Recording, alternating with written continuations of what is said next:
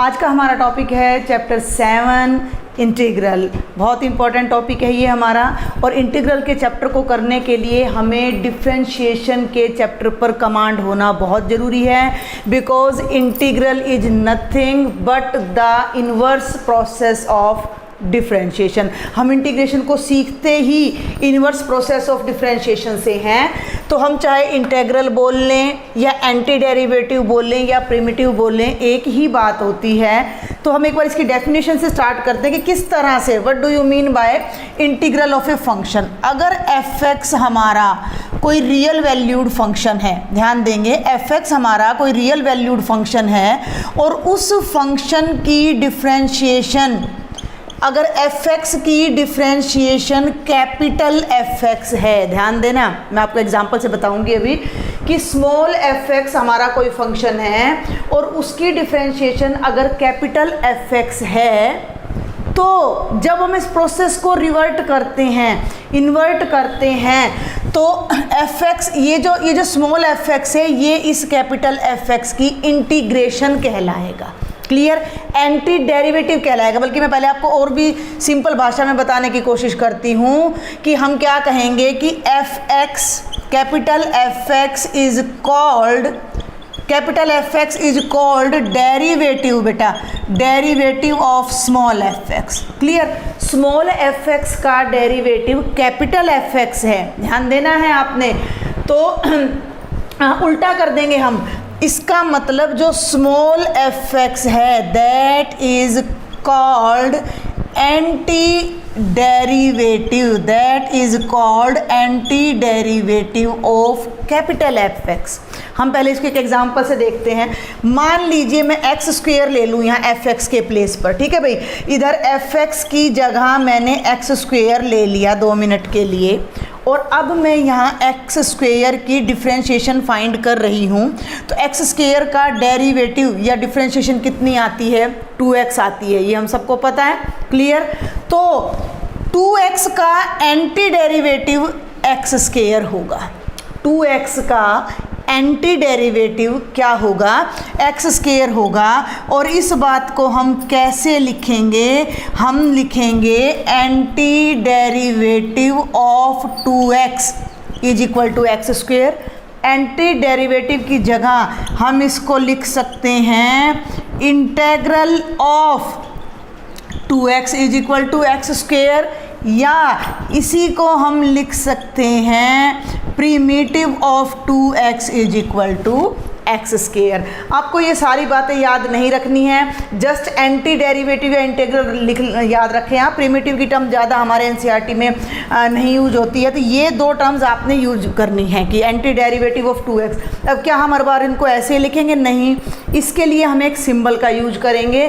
तो इन दोनों बातों को एक ही बात है भाई, एंटी डेरिवेटिव भी वही चीज़ है भाई, इंटीग्रल भी वही चीज़ है, तो दोनों के लिए जो सिंबल यूज होगा वो ये होगा, जरा ध्यान देंगे, इंटीग्रेशन। ठीक है भाई, ये समेशन से आता है, इंटीग्रेशन एक तरह से समेशन होता है, और समेशन से ये साइन हम जो है लेते हैं, तो ये बन जाएगा, देखो ये लिखा है ना मैंने, इंटीग्रल ऑफ 2x, तो इंटीग्रल की जगह तो ये वाला साइन लग जाता है ऑफ 2x, ठीक है, और क्योंकि विद रिस्पेक्ट टू x कर रहे हैं तो dx, ये क्या बन जाएगा हमारा? X square.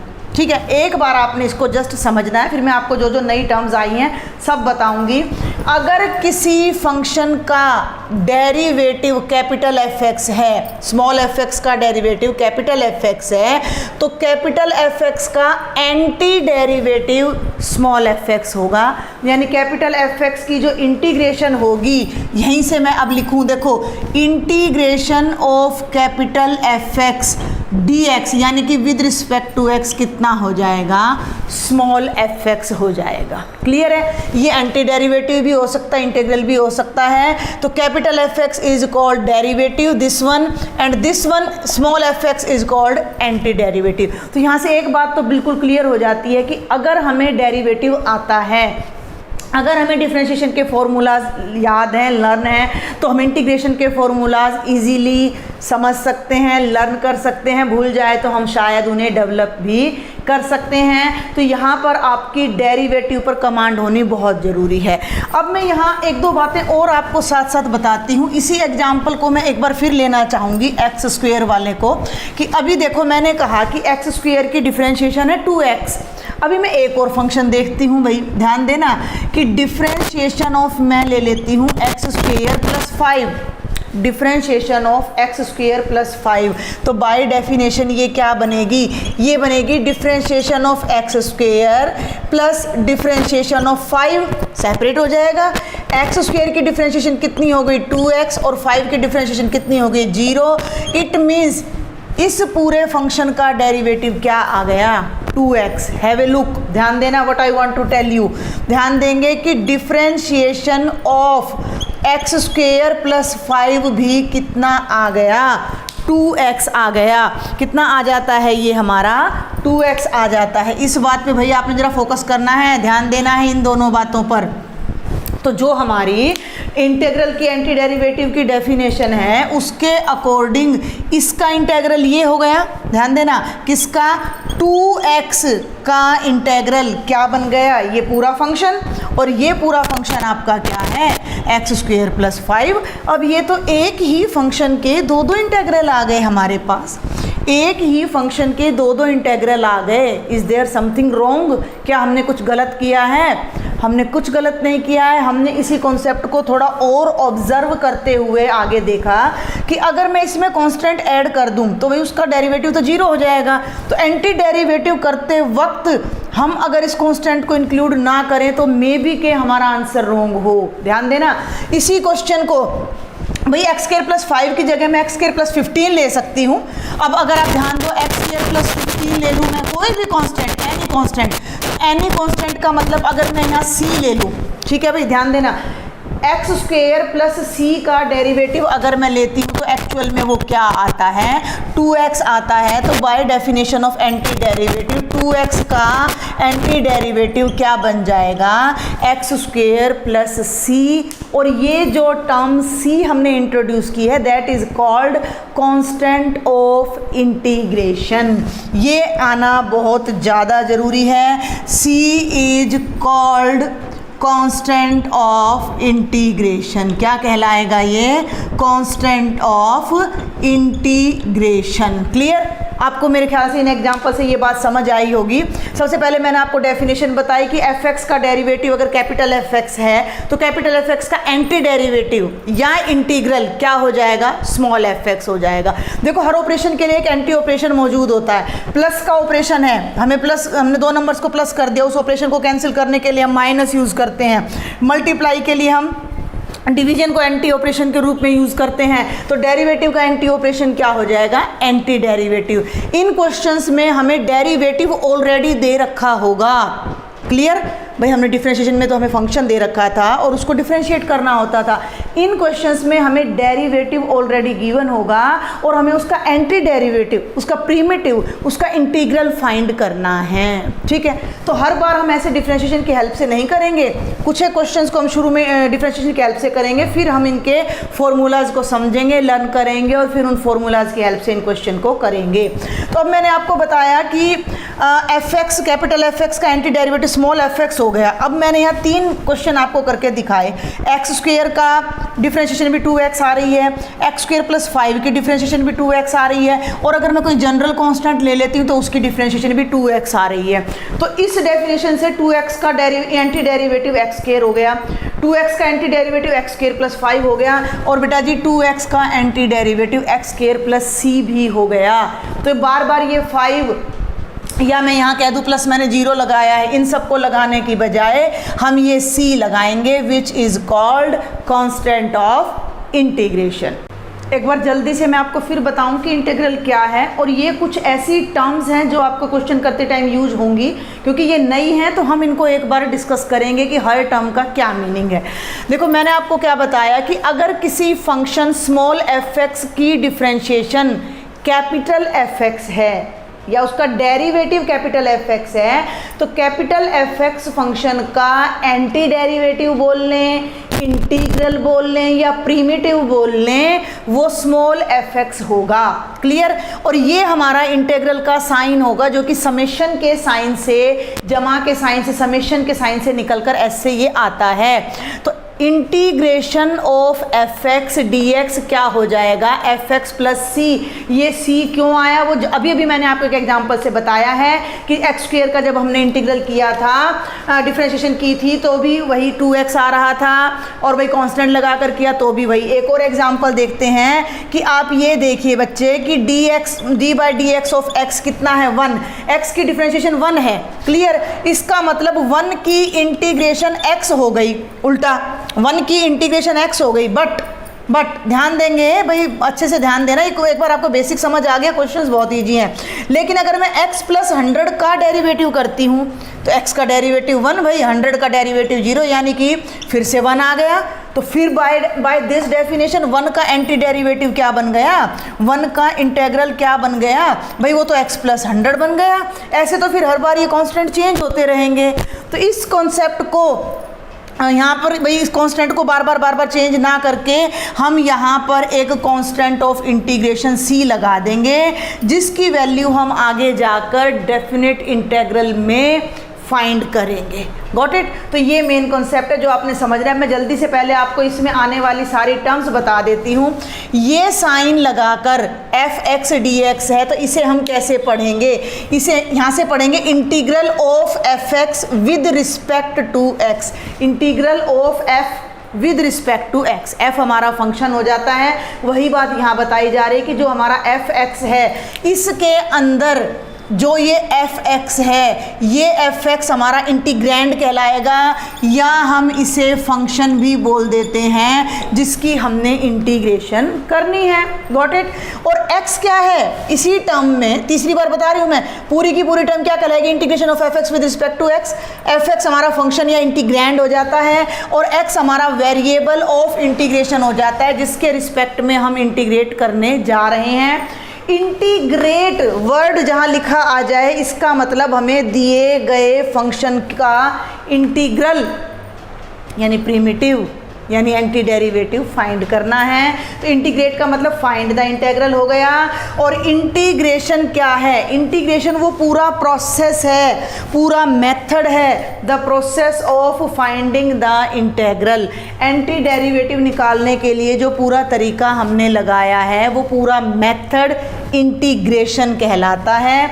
और कांस्टेंट ऑफ इंटीग्रेशन अभी मैंने आपको बताया है कि जो ये c है, एनी रियल नंबर c जिसे हम कांस्टेंट फंक्शन यूज़ करते हैं, वो हमारा कांस्टेंट ऑफ इंटीग्रेशन कहलाता है। तो ये बेसिक सी बातें हैं, आपको थोड़ी सी मुश्किल लग सकती है, लेकिन अब जैसे ही मैं आपको सारी आइडेंटिटीज़ कराऊंगी और एग्जांपल्स कराऊंगी, आपको ये बहुत आसान लगने वाला है। अब मैं आपको इंटीग्रल के कुछ बेसिक से फॉर्मूलाज बताने जा रही हूँ, वो फॉर्मूला जो हम डिफरेंशिएशन से डायरेक्ट डिराइव करेंगे। अभी हम पहले उन्हीं फॉर्मूलाज को समझेंगे जिन्हें हम डिफरेंशिएशन से डिराइव कर सकते हैं। तो देखिए यहाँ पर ध्यान से, पहले मैंने यहाँ डेरिवेटिव्स लिखे हैं और एज पर डेफिनेशन फिर मैंने यहाँ उनके एंटी डेरिवेटिव या इंटीग्रल लिखे हैं। तो सबसे पहले इसको देखते हैं, differentiation of x is to power n plus 1 by n plus 1 ये होगा। जल्दी से मैं आपको प्रूव करके दिखाती हूँ कैसे होगा। Differentiation of x is to power n plus 1 by n plus 1। भाई जब कांस्टेंट हम डिफरेंशिएशन करते हैं तो कांस्टेंट को बाहर ले आते हैं, तो ये 1 बाई n प्लस 1 तो बाहर आ जाएगा, और डिफरेंशिएशन किसकी रह जाएगी, x की पावर n प्लस 1 की। क्लियर है? 1 बाई n प्लस 1 बाहर रह जाएगा। ध्यान देना जो मैं बता रही हूँ, x is to power n का डेरिवेटिव क्या होता है, अगर आपको याद हो तो वो होता है पावर आगे आ जाती है और x की पावर 1 रिड्यूस हो जाती है। याद करें, आपको डिफरेंशिएशन मैंने पहले बोल दिया आनी चाहिए। x की पावर 5 का डेरिवेटिव करोगे तो वो क्या बनता है, वो बनता है 5 into x is to power 4। Power आगे, एक पावर कम तो n प्लस 1 आगे, और एक पावर कम तो ये कैंसिल, n प्लस 1 से ये कैंसिल, और ये क्या बच गया, x की पावर n बच गया। तो हमारा ये रिजल्ट बिल्कुल सही है कि x की पावर n+1 बाय n+1 की डिफ्रेंशिएशन क्योंकि x की पावर n होती है। सो बाय आवर डेफिनेशन, आप कहें तो मैं यहाँ एक बार जल्दी से फिर लिख देती हूँ कि अगर स्मॉल fx का डेरिवेटिव कैपिटल fx हो तो कैपिटल fx की इंटीग्रेशन क्या होती है, स्मॉल fx प्लस c। इसके अकॉर्डिंग क्योंकि इसका डेरिवेटिव x की पावर n है तो x is to power n का एंटी डेरिवेटिव कह लें या इंटेग्रल कह लें, वो क्या होगा, वो होगा x is to power n+1 by n+1 और प्लस में c जरूर आएगा क्योंकि कांस्टेंट ऑफ इंटीग्रेशन के बिना इंटीग्रल अधूरी है, मैंने आपको लॉजिक बता दिया था। और n यहाँ -1 नहीं होना चाहिए, ये बात आपने याद रखनी, क्योंकि अगर ये -1 हो गया तो डिनोमिनेटर में 0 आ जाएगा। Got it. तो मैं जल्दी से इसकी एप्लीकेशन भी आपको बताना चाहूंगी कि मान लीजिए आपके पास क्वेश्चन आ जाता है x की पावर 5 का इंटेग्रल करें विद रिस्पेक्ट टू x। ध्यान देना है, डिफरेंशिएशन में हम पावर आगे लाते थे, कम करते थे, यहाँ उल्टा है। क्या होगा अब ये सारा, ये हो जाएगा x की पावर 5 + 1 बाय 5 + 1 और ये हो जाएगा प्लस c x की पावर 6 बाय 6 प्लस c। ध्यान देना है। एक और एग्जांपल लेते हैं, मैं ले लेती हूँ x इज टू पावर 1/2 का इंटेग्रल करो तो x इज टू पावर 1/2 का इंटेग्रल क्या हो जाएगा, x is to power 1/2 + 1 by 1/2 + 1 और प्लस c। 1/2 + 1 क्या हो जाएगा, x की पावर 3/2 और 3/2 आपका डिनोमिनेटर में आ जाएगा और इसको जब आप रिवर्ट करेंगे तो ये आपका 2/3 बन जाएगा। अभी बहुत सारे क्वेश्चंस हम इनके करने वाले हैं, एग्जांपल्स करने वाले हैं, तो आपको और भी अच्छे से समझ आएगा। तो ये सबसे बेसिक फॉर्मूला है इंटीग्रल का जो आपने ध्यान रखना है कि x की पावर n का इंटीग्रल होता है x is to power n+1 by n+1 plus c। ये अभी मैंने इसी लेक्चर में आपको मैं बता चुकी हूँ कि x का डेरिवेटिव क्योंकि 1 होता है तो 1 की इंटीग्रेशन क्या हो जाएगी, x प्लस c। कई बार यहाँ 1 नहीं लिखा आता, केवल dx लिखा आता है, तो dx का मतलब यहाँ 0 नहीं है, यहाँ 1 ऑलरेडी है। तो जब यहाँ कोई फंक्शन विजिबल नहीं है तो 1 है और 1 की जो इंटीग्रेशन होगी बेटा वो कितनी हो जाएगी, x। थर्ड फॉर्मूला पे आते हैं, ये मैंने वही फॉर्मूलाज करा रही हूँ अभी जो आपकी फर्स्ट एक्सरसाइज में यूज होंगे। दूसरी बात, ये डिफरेंशिएशन से डायरेक्ट डिराइव हो रहे हैं, डिफरेंशिएशन से डायरेक्ट निकल कर आ रहे हैं। e की पावर x का derivative e is to power x होता है तो उल्टा करेंगे तो e is to power x का एंटी डेरिवेटिव भी e is to power x plus c हो जाएगा। तो ये 3 फॉर्मूले हमने देख लिए। फोर्थ पे चलते हैं। हम सब जानते हैं कि साइन x की डिफरेंशिएशन cos x होती है, तो cos x का एंटी डेरिवेटिव बोलूं या cos x का मैं इंटेग्रल बोलूं तो क्या होगा, वो होगा sin x plus c। Clear है यहाँ तक आपको। अब ध्यान दें, cos x की डिफरेंशिएशन या cos x का डेरिवेटिव होता है माइनस साइन x। ध्यान देना, इस माइनस को अब हमने यहाँ से लेना है साइन x का एंटी डेरिवेटिव और ये माइनस है तो इस माइनस को यहाँ से अगर यहाँ कर दें तो कोई फर्क नहीं पड़ता। क्यों नहीं पड़ता भाई, देखो जरा ध्यान से, माइनस cos x की मैंने डिफरेंशिएशन करनी है तो माइनस को मैं बाहर ले लूँ, माइनस को मैं बाहर ले लूं और डिफरेंशिएशन कर दूं cos x की, तो भाई माइनस तो बाहर रह गया और cos x की डिफरेंशिएशन होती है माइनस साइन x, माइनस से माइनस कैंसिल होकर क्या हो जाएगा, साइन x। तो हमें क्या पता लगा कि माइनस cos x की डिफरेंशिएशन होती है प्लस साइन x। ध्यान देंगे इस बात पर कि माइनस साइन x की डिफरेंशिएशन होती है, सॉरी माइनस cos x का डिफरेंशिएशन होता है प्लस साइन x। तो साइन x का इंटेग्रल, साइन x का एंटी डेरिवेटिव क्या हो जाएगा, माइनस cos x। डिफरेंशिएशन से बिल्कुल उल्टे हैं ये फॉर्मूले।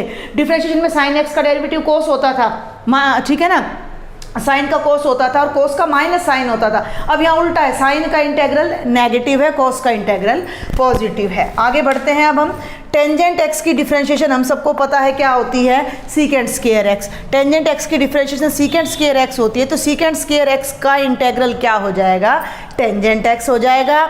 इसी तरह कोटेंजेंट x का differentiation minus cosecant square x है तो कोसिकेंट स्क्वायर x की integration minus cotangent x plus c, सब में लग रहा है। सीकेंट एक्स की डिफ्रेंशिएशन है secant x into tangent x, ध्यान देना। तो secant x into tangent x की इंटीग्रेशन क्या हो जाएगी, only secant x plus c, and on the same line minus cosecant, ये कोसिकेंट एक्स की डिफ्रेंशिएशन होती है minus cosecant x cotangent x, तो कोसिकेंट एक्स कोटेंजेंट एक्स की इंटीग्रेशन हो जाएगी माइनस कोसिकेंट एक्स प्लस में सी। क्लियर। आप यहाँ थोड़ा सा ध्यान दो, ये तो हो गए एल्जेब्रिक फंक्शन x वाले, ये एक्सपोनेंशियल। अगर आप ट्रिग्नोमेट्री की बात करो तो हमें केवल cos x और केवल sin x की इंटीग्रेशन यहाँ मिल रही है, ना तो आपको अभी यहाँ टेंजेंट x की इंटीग्रेशन मिली है, ना कोटेंजेंट की मिली है, ना सीकेंट की मिली है और ना कोसिकेंट की मिली है। क्यों नहीं मिली है, क्योंकि ये फंक्शन किसी एक सिंपल फंक्शन की डायरेक्ट डिफरेंशिएशन नहीं है। पहले मैं आपको बता चुकी हूँ, यहाँ हम वही फॉर्मूलाज अभी लर्न कर रहे हैं जो डेरिवेटिव से निकलकर डायरेक्ट आ रहे हैं, जो हमारी डिफरेंशिएशन के अकॉर्डिंग है। तो अभी पहले हम इन्हीं फॉर्मूलाज को समझेंगे, कुछ अलजेब्रा और देखते हैं इंटीग्रल का, और फिर हम इन्हीं पर बेस्ड क्वेश्चन को पहले ट्राई करेंगे। मैं आपको सजेस्ट करूंगी कि एक्सरसाइज स्टार्ट करने से पहले, एग्जाम्पल स्टार्ट करने से पहले आप इन फॉर्मूलाज को, उनकी कोई ज़रूरत नहीं है, वो जस्ट हमने देखा है, फिर भी अगर आपको अच्छा लगे तो उन्हें भी, इन सब को आप अपनी नोटबुक के फर्स्ट पेज पर राइट करें और बार बार जब भी आप क्वेश्चन करें तो इन्हें देखें, तो अच्छे से आपको ये लर्न हो जाएंगे। अभी मैं आपको इंटीग्रल की कुछ प्रॉपर्टीज बता रही हूँ with the help of examples, ठीक है। भी ध्यान देंगे। सबसे पहली प्रॉपर्टी क्या है, कुछ मेन प्रॉपर्टीज बताऊंगी, ज़्यादा नहीं। अगर fx और gx कोई दो फंक्शंस हैं और एक ही इंटीग्रल साइन में वो आए हुए हैं, fx प्लस gx, बेटा यहाँ प्लस की जगह माइनस भी हो सकता है, तो दोनों प्रॉपर्टीज, दोनों के लिए प्रॉपर्टी सेम रहेगी कि अगर हमें fx प्लस gx की इंटीग्रेशन करनी है विद रिस्पेक्ट टू x यानी dx, तो हम उसे अलग अलग कर सकते हैं, integration of fx dx plus integration of gx dx। अगर माइनस है तो माइनस आ जाएगा। फॉर एग्जाम्पल हम एक यहाँ क्वेश्चन ले लेते हैं, integrate x cube plus sign x dx। ध्यान देंगे आप, x cube plus sign x एक कंप्लीट फंक्शन दे दिया और इसको इंटीग्रेट करना है विद रिस्पेक्ट टू x, और अभी तक हमने अलग अलग इनके फॉर्मूला सीखे हैं, तो हम इक्वल टू लगाएंगे और दोनों को अलग अलग कर देंगे। ये इंटीग्रेशन इसके साथ भी ले जाएंगे और इसके साथ भी हम करेंगे।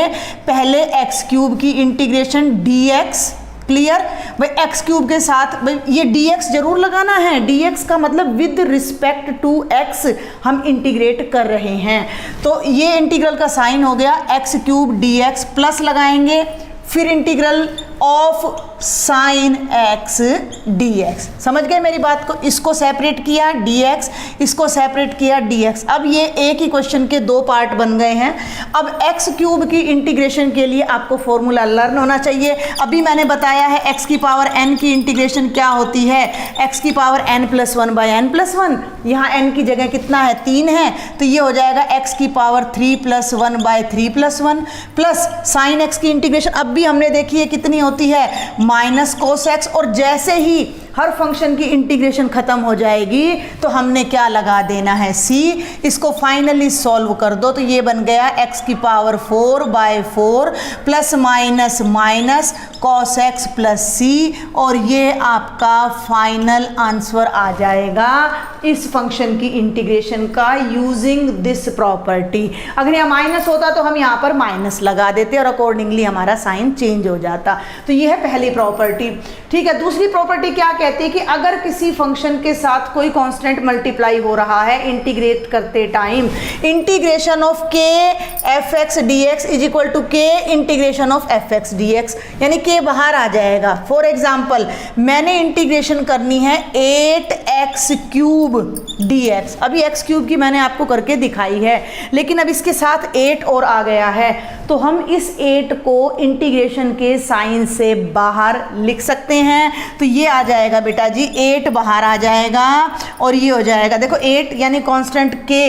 हमने बाहर ले लिया, 8x cube dx, 8 as it is, x cube की इंटीग्रेशन क्या हो जाएगी, अभी की है मैंने, x की पावर 4 बाई 4 प्लस c, 4 से 8 अगर कैंसिल होता है तो जरूर करेंगे, और ये हो जाएगा 2x is to power 4 plus c। तो ये वाली प्रॉपर्टी भी मैंने आपको विद एग्जांपल यहाँ पर बता दी है।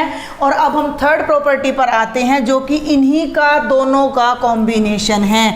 कैसे कॉम्बिनेशन है ज़रा ये देखें।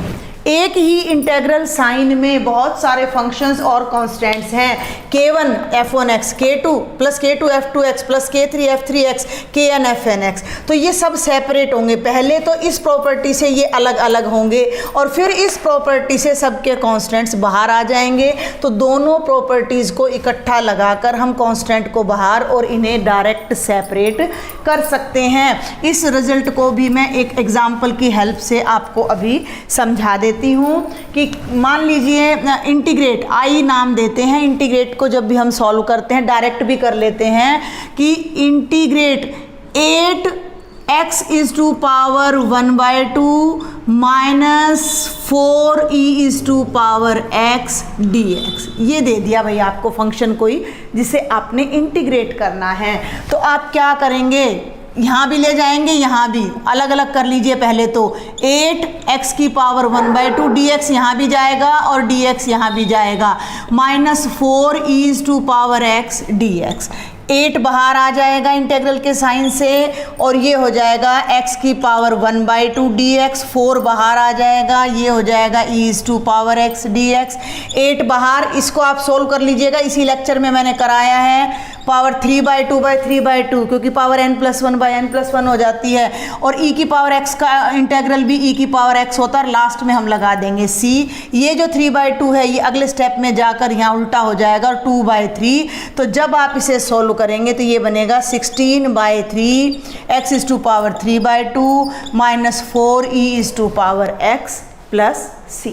क्लियर? मुझे लगता है कि ये आपको समझ आ गया होगा और जैसे आप एग्जांपल करेंगे और भी समझ आएगा। तो अभी तक मैंने आपको जितने फॉर्मूलाज बताए हैं, जितनी प्रॉपर्टीज़ बताई हैं, उन सभी प्रॉपर्टीज़ के बेस पर हम फर्स्ट एक्सरसाइज के एग्जांपल्स और क्वेश्चंस को अब इजीली अटेम्प्ट कर सकते हैं। देखिए 7.1 एक्सरसाइज का जो फर्स्ट एग्जाम्पल है और एक्सरसाइज का जो फर्स्ट क्वेश्चन है वो थोड़ा डिफरेंट है। क्या क्वेश्चन है, right an anti derivative, an anti derivative, एक लिखना है, सारे नहीं लिखने। An anti derivative for each type of, for each of the following functions using method of inspection. Method of inspection को समझेंगे, ध्यान देंगे। आप डेफिनेशन पे फिर फोकस करें। अगर स्मॉल एफ एक्स का डेरिवेटिव कैपिटल एफ एक्स है तो कैपिटल एफ एक्स का इंटेग्रल होता है स्मॉल एफ एक्स प्लस सी। ध्यान देना है, सी का मतलब हमने सारे इनडेफिनेट इंटेग्रल्स ले लिए। यहाँ मैं एक बात और आपको बता दूं कि ये इनडेफिनेट इंटेग्रल कहलाता है। इनडेफिनेट क्यों कहलाता है? क्योंकि सी की जो वैल्यू है वो फिक्स नहीं है, निश्चित नहीं है, अनिश्चित है। इसलिए हम इस आंसर को बोलते हैं indefinite integral of f x, indefinite integral of capital F x. अब हम अपने क्वेश्चन पे फोकस करें तो हमें एन एंटी डेरिवेटिव, केवल एक एंटी डेरिवेटिव बताना है। तो हमें कैसे बताना है? अगर एफ एक्स का डेरिवेटिव कैपिटल एफ एक्स है तो कैपिटल एफ एक्स का anti derivative small f x होता है। क्लियर? अब हमने cos 2x का एंटी डेरिवेटिव बताना है। ध्यान से सुनना मेरी बात को। cos 2x का एंटी डेरिवेटिव बताना है तो हमें एक ऐसा फंक्शन ढूंढना है जिसकी डिफरेंशिएशन cos हो। हमें एक ऐसा फंक्शन ढूंढना है जिसकी डिफरेंशिएशन cos हो। तो पहले हम अपना मेंटल वर्क करेंगे, रफ में करेंगे, फिर फेयर में करेंगे। अब हम सबको पता है कि किसकी डिफरेंशिएशन होता है cos। कोस थीटा किसके डिफरेंशिएशन होता है? साइन थीटा की। हम सबको पता है कि साइन एक्स की जो डिफरेंशिएशन होती है बेटा जी वो cos x होती है। अब यहाँ 2x लग रहा है तो हम कैसे करेंगे? वी नो, हमें पता है कि साइन x की जगह मैं ले लूँ साइन 2x। ठीक है, तो साइन 2x की डिफरेंशिएशन हो जाएगी cos 2x और 2x की एक बार फिर से डिफरेंशिएशन। तो ये बनेगा cos 2x गुणा 2, cos 2x इंटू 2 आ जाएगा ये हमारा। हम ध्यान से देखें हम क्या करने जा रहे हैं, हम करने जा रहे हैं cos 2x का डेरिवेटिव क्या होगा। तो ये जो 2 राइट साइड में है, अगर मैं इस 2 को लेफ्ट में ले आऊं तो ये क्या बन जाएगा?